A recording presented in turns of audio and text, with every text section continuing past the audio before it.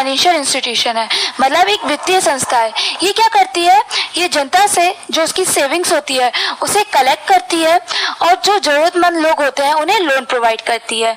तो बैंक उस वित्तीय संस्था को कहते हैं जो जनता की धनराशि को जमा करके जनता को ऋण देने का काम करते हैं। अब जो बैंक जनता की धनराशि को इकट्ठा करती है, जमा करती है, उसे उसमें ब्याज भी मिलता है और उसके पैसे की सिक्योरिटी भी रहती है। तो यहाँ से जनता को दो तरह से फायदा होता है। एक तो जनता की जो मनी होती है वो सेव हो जाती है और उस पर उसे ब्याज मिल जाता है। अगर हम सेकंड की बात करें, जिन लोगों को पैसों की जरूरत होती है उन्हें क्या होता है, लोन मिल जाता है। तो इस तरह से बैंक का ये वर्क है। चलिए आगे हम बैंक के फंक्शंस को समझते हैं कि आखिर में बैंक का कार्य है क्या। तो बैंक मेन रूप से दो तरह से वर्क करती है। एक तो उसका होता है प्राइमरी फंक्शन, मतलब मुख्य कार्य, एक होता है सेकेंडरी फंक्शन। तो सबसे पहले हम प्राइमरी फंक्शंस को देखते हैं कि प्राइमरी फंक्शन में बैंक का काम होता क्या है। एक तो सबसे मेन काम दो होते हैं, एक्सेप्ट डिपॉजिट मतलब रुपयों को कलेक्ट करना, एंड सेकेंड ग्रांटिंग लोन्स को प्रोवाइड करना। अगर हम सेकेंडरी फंक्शन की बात करेंगे तो सेकेंडरी फंक्शन में बैंक के दो काम है। एजेंसी फंक्शन मतलब जो बैंक है वो अपने कस्टमर के लिए एजेंट की तरह वर्क करती है। और यूटिलिटी फंक्शन की बात करें तो यूटिलिटी फंक्शन में बैंक क्या करती है, अपने कस्टमर को उसकी जरूरत के हिसाब से सर्विस प्रोवाइड करती है। चलिए आगे इसे डिटेल में समझते हैं। सबसे पहले हम प्राइमरी फंक्शन की बात करते हैं जिसमें दो फंक्शंस को ऐड किया गया है, एक तो accepting deposit and second granting loan. अब एक्सेप्टिंग डिपॉजिट हम किस किस तरह से कर सकते हैं। देखिए, सेविंग डिपॉजिट हो सकती है, फिक्स डिपॉजिट हो सकती है, करंट डिपॉजिट हो सकती है और रिकरिंग डिपॉजिट हो सकती है। अब सेविंग डिपॉजिट में क्या होता है, जो पब्लिक होती है वो अपनी छोटी मोटी डिपॉजिट को जमा करती है, वो जब चाहे उसे निकाल सकती है और जब चाहे उसमें जमा कर सकती है। अगर हम फिक्स डिपॉजिट की बात करें तो फिक्स डिपॉजिट के अंदर जो पब्लिक होती है वो एक अमाउंट फिक्स टाइम के लिए जमा कर देती है। फिक्स डिपॉजिट में सबसे ज्यादा ब्याज मिलता है। ओके, अगर हम करंट डिपॉजिट की बात करें तो करंट डिपॉजिट ये मोस्टली बिजनेसमैन के लिए होती है। इसके अंदर ये होता है कि आप एक दिन में कितने भी ट्रांजेक्शन कर सकते हैं, लेकिन अगर आप सेविंग डिपॉजिट की बात करें तो आप एक दिन में बहुत ट्रांजेक्शन नहीं कर सकते। इसलिए करंट डिपॉजिट क्या होती है, मेनली बिजनेसमैन के लिए होती है, क्योंकि बिजनेस में हमें एक दिन में बहुत सारे ट्रांजेक्शन करने की जरूरत होती है। अब रिकरिंग डिपॉजिट की बात करें, अब रिकरिंग डिपॉजिट मेनली सर्विसमैन के लिए इंपॉर्टेंट है। देखिए क्या होता है, फिक्स डिपॉजिट में हम एक बार में कुछ मनी एक निश्चित समय के लिए जमा कर देते हैं, लेकिन रिकरिंग में क्या होता है, आपके पास थोड़ी मनी है, आपने फिक्स टाइम के लिए जमा कर दी, फिर अगले टाइम आपके पास कुछ मनी है, फिर आपने उसी में जमा कर दी। तो रिकरिंग डिपॉजिट में आप कुछ मनी करके आप इसको डिपॉजिट कर सकते हैं। ओके फ्रेंड्स, अगर हम लोन की बात करें कि बैंक कैसे लोन प्रोवाइड करता है, तो कैश क्रेडिट के रूप में लोन प्रोवाइड कर सकता है, बैंक ओवरड्राफ्ट के रूप में लोन प्रोवाइड करता है, डायरेक्ट लोन प्रोवाइड कर सकता है, और जो बिल्स होते हैं उसे डिस्काउंट करा सकता है। इन टर्म्स को आगे हम अपकमिंग वीडियो में अच्छे से समझेंगे। ओके फ्रेंड्स, चलिए सेकेंडरी फंक्शंस को बात करते हैं। अब सेकेंडरी फंक्शन, सबसे पहले एजेंसी फंक्शन। एजेंसी यहाँ से मतलब जो बैंक है अपने कस्टमर के लिए एजेंट के रूप में वर्क करता है। जैसे क्या क्या वर्क कर सकता है, फंड ट्रांसफर करवाना, चेक कलेक्शन करना, चेक का पेमेंट करना, पोर्टफोलियो मैनेजमेंट, और भी फंक्शंस होते हैं जो बैंक अपने कस्टमर के लिए वर्क करता है। अब यूटिलिटी फंक्शन की बात करते हैं। यूटिलिटी फंक्शन का मतलब होता है जो बैंक होता है अपने कस्टमर की जरूरत के हिसाब से सर्विस प्रोवाइड करता है। जैसे इशू ऑफ ड्राफ्ट को इशू करना, लॉकर की फैसिलिटी देना। जैसे कि आपको पता ही होगा कि बैंक से हमें लॉकर की फैसिलिटी मिलती है जिसके अंदर हम अपनी जो कीमती चीजें होती है उसे रख सकते हैं। Under writing of shares, dealing foreign exchange में डील करना, प्रोजेक्ट रिपोर्ट प्रोवाइड करना, सोशल वेलफेयर प्रोग्राम करना, एंड अदर यूटिलिटी फंक्शन। तो ये थे बैंक के फंक्शंस। यहाँ से आप समझ गए होंगे कि बैंक के मेन फंक्शंस होते क्या हैं। चलिए आगे हम बात करेंगे बैंकिंग की हिस्ट्री के बारे में कि आखिर में बैंकिंग स्टार्ट कैसे हुई। ओके फ्रेंड्स, चलिए, जो भारत में प्राचीन समय से ही बैंकिंग चली आ रही है, तब हम उसे जैसे सर्राफ, सेठ, साहूकार, महाजन और चिट्ठी के नाम से जानते थे। ये लोग क्या करते थे, जो जरूरतमंद लोग होते थे, जैसे किसान लोगों को अपनी फसल उगाने के लिए बीज की जरूरत है, या फिर छोटे मोटे काम के लिए उन्हें धन की आवश्यकता होती थी, तो उन्हें लोन प्रोवाइड करते थे। अब ये साहूकार क्या करते थे, उस लोन के बदले बहुत हाई रेट पे इंटरेस्ट लेते थे, इसलिए जो छोटे लोग होते थे उन्हें बहुत दिक्कत होती थी। इसलिए हमें क्या हुआ, बैंक की आवश्यकता पड़ी। ओके फ्रेंड्स, चलिए आगे हम बैंक को देखते हैं कैसे कैसे और कौन सा बैंक स्टार्ट हुआ। तो सबसे पहले 1770 में बैंक ऑफ हिंदुस्तान बना था। अब ये कहाँ बना था, ये कलकत्ता में बना था और किसके अंडर बना था, यूरोपियन मैनेजमेंट के अंदर बना था। अब एग्जाम के पर्पज से ये बहुत इंपॉर्टेंट है, यहाँ से डायरेक्ट क्वेश्चन ये फॉर्म हो सकता है कि इंडिया का सबसे पहला बैंक कौन सा एस्टैब्लिश हुआ था। तो आंसर हो जाएगा बैंक ऑफ हिंदुस्तान। और कब एस्टैब्लिश हुआ था, 1770 में। ओके, आगे बात करेंगे। 1786 में सेकंड बैंक एस्टैब्लिश हुआ था, उसका नाम था जनरल बैंक ऑफ इंडिया। तो यहाँ से पूछा जा सकता है कि जनरल बैंक ऑफ इंडिया कब एस्टैब्लिश हुआ था।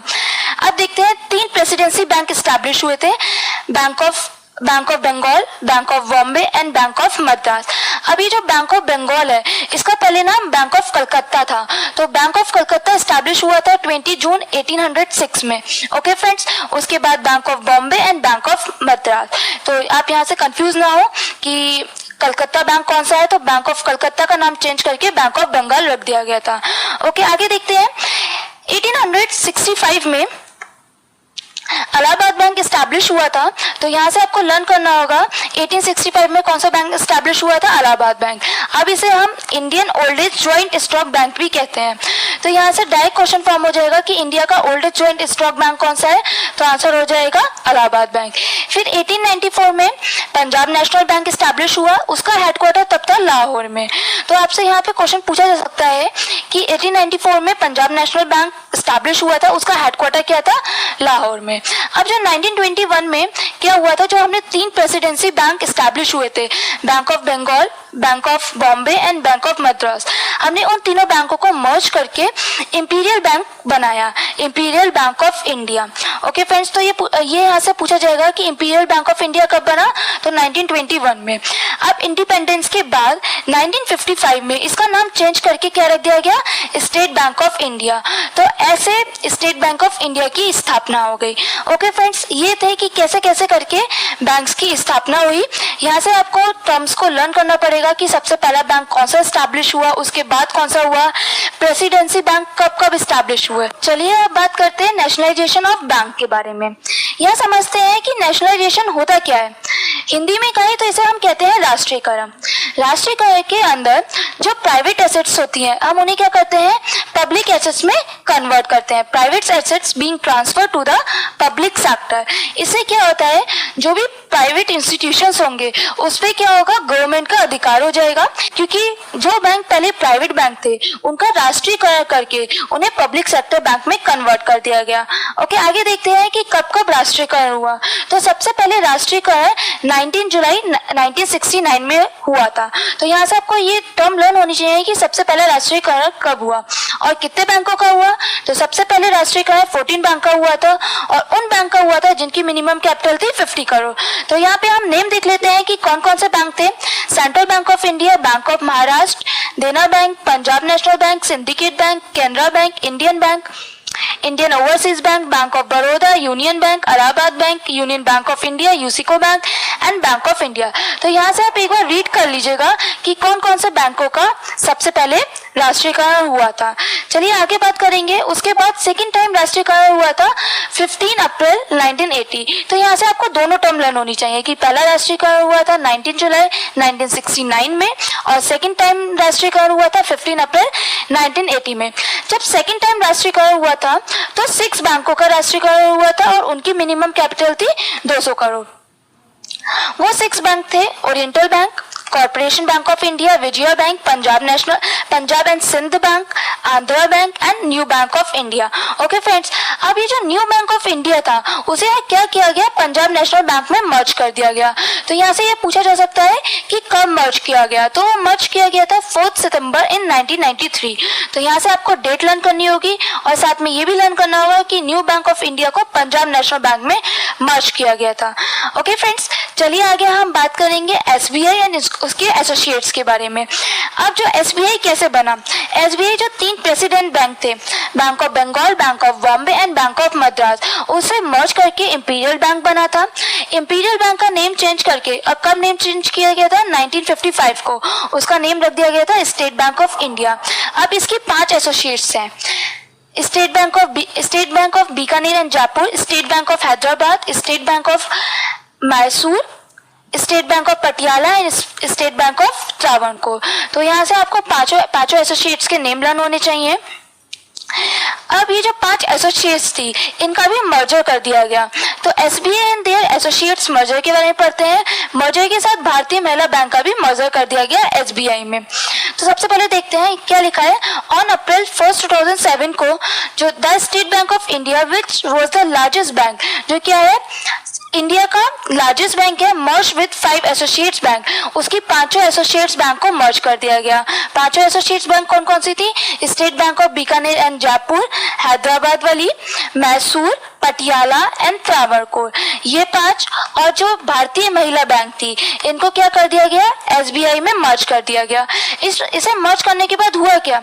इसे मर्ज करने के बाद एसबीआई जो टॉप 50 बैंक्स थे एसेट्स के टर्म में, मतलब जिसकी एसेट सबसे ज्यादा थी, उसके टर्म में जो एसबीआई था 50 बैंक्स के अंदर आ गया। इसी वजह से हमने क्या किया था, उसके एसोसिएट्स के, एसबीआई के एसोसिएट्स और भारतीय महिला बैंक को एसबीआई में मर्ज कर दिया गया। अब एसबीआई में मर्ज करने के बाद अब एसबीआई में 37 करोड़ कस्टमर्स हैं, और अगर हम उसकी ब्रांचेस की बात करें तो 24 ब्रांचेस हैं एसबीआई में और 59,000 एटीएम्स हैं। तो देखिए कितनी ज्यादा मात्रा में है। तो इसलिए हमने क्या किया था, हमने एसबीआई की एसोसिएट्स को उसमें मर्ज कर दिया गया था। ओके फ्रेंड्स, आगे हम एमसीक्यूज पढ़ेंगे कि बैंकिंग में कैसे एमसीक्यूज फॉर्म होते हैं।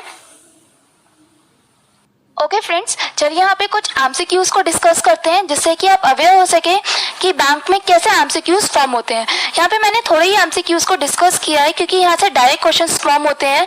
बस आप इससे ये समझ जाएं कि एग्जाम में कैसे क्वेश्चंस आएंगे। चलिए सबसे पहले क्वेश्चन नंबर 1 देखते हैं।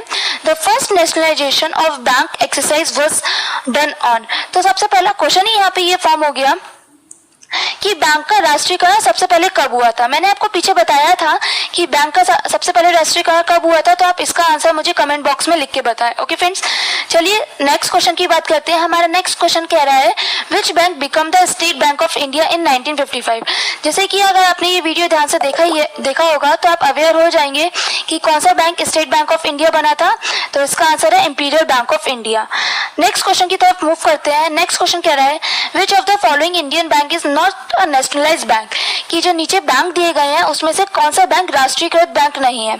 अब देख लेते हैं ऑप्शन। सबसे पहला ऑप्शन है फेडरल बैंक, फिर सेकंड बैंक जैसे कि देना बैंक है, विजया बैंक भी है, कॉर्पोरेशन बैंक भी है। तो कौन सा बैंक बचा? Federal bank. तो इसका आंसर हो जाएगा फेडरल बैंक। तो यहाँ से आपको एक बार रीड करने होंगे कि कौन से बैंक का राष्ट्रीयकरण हुआ था, तभी आप इस टाइप के क्वेश्चंस का आंसर दे पाएंगे। चलिए आगे देखते हैं question number 4। Which among the following is correct. आपको नीचे स्टेटमेंट दिए गए हैं, उसे आपको पढ़ना होगा कि कौन सा स्टेटमेंट सही है। तो सबसे पहले स्टेटमेंट पढ़ते हैं।